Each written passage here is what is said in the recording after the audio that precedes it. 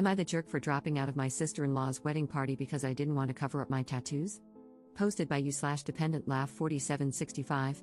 I, 25F, was set to be a bridesmaid for my sister-in-law, 31F, for her upcoming wedding. My sister-in-law can be a control freak and has a tendency to set expectations that are sometimes pretty unrealistic or inconsiderate. As you would imagine, this applied to what she requested of her bridesmaids for her wedding. I know people have differing opinions when it comes to bridesmaids' dresses, but I'm someone who believes that the bride should have the final say since it is her day, especially if the bridesmaids' dresses are being paid for. However, regardless of who is paying, I also think brides should be mindful that if they want everyone to wear the exact same dress, it would be respectful to check if everyone is comfortable with certain styles, especially if there are people in the group who prefer to dress more modestly. In this specific situation, all the bridesmaids had to pay for their dresses, which I obviously didn't mind. Here's the thing, my sister-in-law asked her 3 closest friends first and had already decided on the dress for everyone to wear before she asked me. I had no expectation that she would ask me, so I had no input on what they picked. For context, I dressed pretty modestly, especially at church, and this is a church wedding. The dress they picked out was pushing my personal comfort level. It was a lilac chiffon, one-shoulder, floor-length dress with a slit that goes way above the knee, basically up to where most of my upper thigh would be exposed.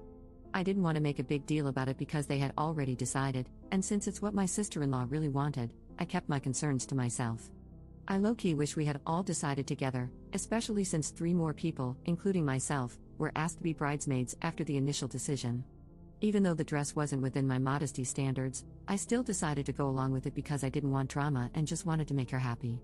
My plan was to change after the festivities during the reception, which a couple of other bridesmaids had also planned to do, and my sister-in-law didn't mind. I thought things were going to be okay until my sister-in-law told me last week that she didn't want my tattoos to be noticeable and wanted them covered because it would be inappropriate for the church and the pictures. I have tattoos on my wrists, shoulders, and back. The tattoos on my shoulders and back are not small, they're very noticeable with the dress that was chosen. She told me she'd been concerned about them showing because of the dress. Keep in mind, she knows about my tattoos, and the dress was still chosen knowing they would show. I was annoyed, but since I had already paid for the dress, I asked if I could wear a shawl. She said no because she didn't want me to stand out from the rest of the group, especially since I'm not the maid of honor. She then suggested a foundation product to cover my tattoos, which costs around $40 to $50. I'm not going to spend that much on a product I'll never use again, and there's a chance it could get on the dress and make a mess. I told her I didn't think it was fair to expect this when she already knew I had tattoos and still chose a dress that would leave them visible. If she had a problem with my tattoos, why pick something without sleeves or ask me to be a bridesmaid in the first place? She said I was being unfair and that it was her day, and all she was asking was for me to accommodate her because it wouldn't look good for a Catholic wedding. When she said that, I got mad. It's always the people who start with the religious guilt who don't even follow their faith and are quick to judge. My sister-in-law has done and continues to do things that wouldn't be considered acceptable for a practicing Catholic, but I've never judged her because I have a past too and still struggle. For her to say it wouldn't be appropriate for a Catholic wedding felt hypocritical and made me feel like I was somehow going to make the ceremony unholy just because of my tattoos. I got my tattoos during a time when I had walked away from my faith, but I've come back to it and am pretty devout now, despite my struggles and shortcomings. For her to accuse me of being unaccommodating was beyond me because she already knows how I dress now, especially in a church setting. I even cover my hair at church. Still, I pushed aside my convictions and preferences to wear this dress for her because I wanted to keep the peace and avoid making a fuss. When I told her all of this, she started making comments about how I was being selfish for not using the foundation. Then she proceeded to say the dress looks trashy on me anyway because of my body. I'm on the curvy side and, unfortunately, have a large chest, so certain styles emphasize my chest and make me look bigger. That's just how the dress fits me. I'm not trying to brag, in fact, I personally don't like it. That's why I'm mindful of how I dress, but it's not like I can control how this particular dress looks on me. This is also why I prefer to dress more modestly. I ended the conversation by telling her that if this was going to continue to be an issue, I didn't want to trouble her further and thought it would be best if she chose someone else as a bridesmaid. I feel bad for stepping down, but her wedding is still 5 months away, and I think it's better if I'm no longer part of the bridal party. Am I in the wrong here? Edit. Just to clarify something, in response to some comments that wasn't mentioned in this post earlier, this sister-in-law is my husband's sister. None of my brothers are married. Trust me, I would have responded to her a little differently if that were the case, but since she is my husband's blood, it's his job to put her in check, which he already did. I can totally make another post to share what happened in that conversation between the two of them, but I'm not sure if I want to because it's a lot to unpack. Thank you for the comments, they've definitely made me feel better about my decision instead of feeling bad. Update 2 days later. I was debating whether or not to post this, but since a decent number of you asked and wanted to know, I decided I might as well spill the tea for all of you equally chismoso people like myself. Before I dive into my husband confronting her, I should provide some background on my overall experience with my relationship with my sister-in-law. In the beginning of my initial post, I talked about how she has a tendency to be controlling and to set very unrealistic expectations that influence the way she treats other people. Let me make one thing clear, she and I were very close at one point, or so I thought. I treated her like my own older sister, she has even seen me at some of my worst moments since I've been with her brother. But even then, I knew about her toxic behaviors. Part of me always prayed she would grow and do better with time. Almost 7 years later, and she proves me wrong every time. In the years I've known her, I've noticed how she prides herself on being the favorite child among her, my husband, and their brother. I didn't grow up with my half-siblings and was very much an only child, so I never really understood the dynamics between siblings or the competitiveness for parental approval and praise. To be honest, my husband and his brother don't really take any of it to heart or see anything as a competition, but their sister definitely does.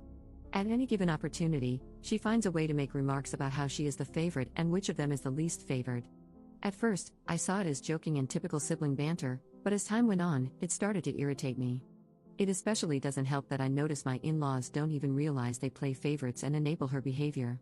For example, if my sister-in-law makes an out-of-pocket remark or comment at family gatherings, you know, the kind of comment that would earn you a smack if you said it to the wrong person, they never say anything to her.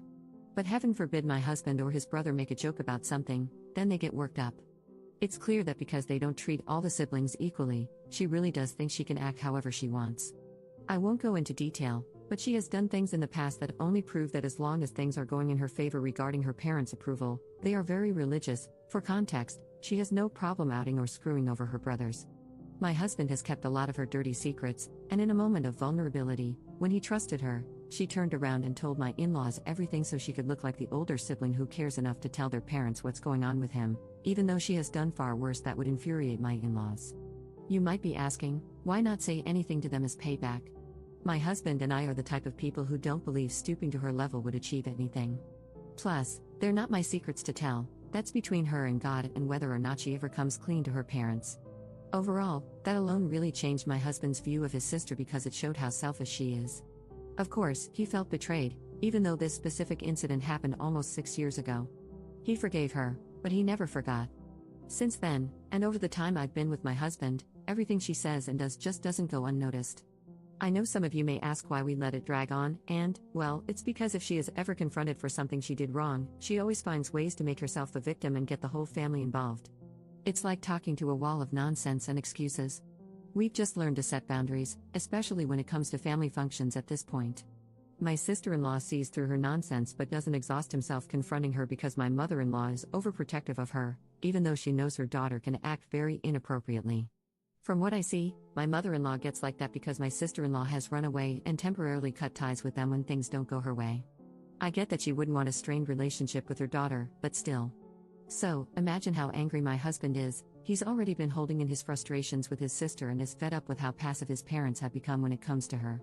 Well, when he confronted her via FaceTime, he obviously came to my defense and told her she was being unreasonable and unfair. He cussed her out because she kept making all kinds of excuses, and he basically handed her tail back to her. He didn't just stop with the wedding situation. He called her out on everything, including something else she said about me to other family members that we weren't made aware of until a few hours before he called her. Turns out, she was going around talking about the whole dress and tattoo situation and about me dropping out of the bridal party to some family members, one of whom recorded what she said and sent it to my husband. Then, she went off on a tangent, saying that my husband could do so much better than me and that she feels so sorry for her baby brother because I'm lazy and won't help him financially, basically referring to the fact that my husband is supporting us while I'm in school full-time. Keep in mind, I'm in medical school. Working part-time is not even an option for most med students. My husband went off on her about that and asked why our marriage and the decisions we make bother her so much that she felt the need to bring it up. My husband is traditional and believes that as a man, he should provide, regardless of whether or not I choose to work. He decided he wanted to support us so I can follow my dream of pursuing medicine, and that bothers her enough to downplay me as a lazy freeloader, even though my career will eventually provide us with more stability. Regardless of how anyone looks at it, I don't know what her issues are, but targeting me just doesn't make any sense. After 30 minutes of yelling and listening to her fake crying and non-apology excuses, my husband told her that since her wedding day is a family event, he'll still participate out of obligation and I will attend as a guest, but she should consider this the last time we will ever be involved in anything concerning her. We're only planning to stay for the wedding mass and leave right after dinner, free food, I don't care. That's all. I know some of you are thinking, why still attend? But my husband is good friends with her fiancé and is a groomsman, so it wouldn't feel right to drop out on him just because my sister-in-law is crazy. However, my husband gave her an ultimatum: if she pulls similar crap again between now and the wedding, we won't go at all. Going forward after the wedding, or if she decides to open her mouth again, my husband has decided we won't contact or see them anymore. This will be easy since they'll be moving to a different state. I'm counting down the days, lol.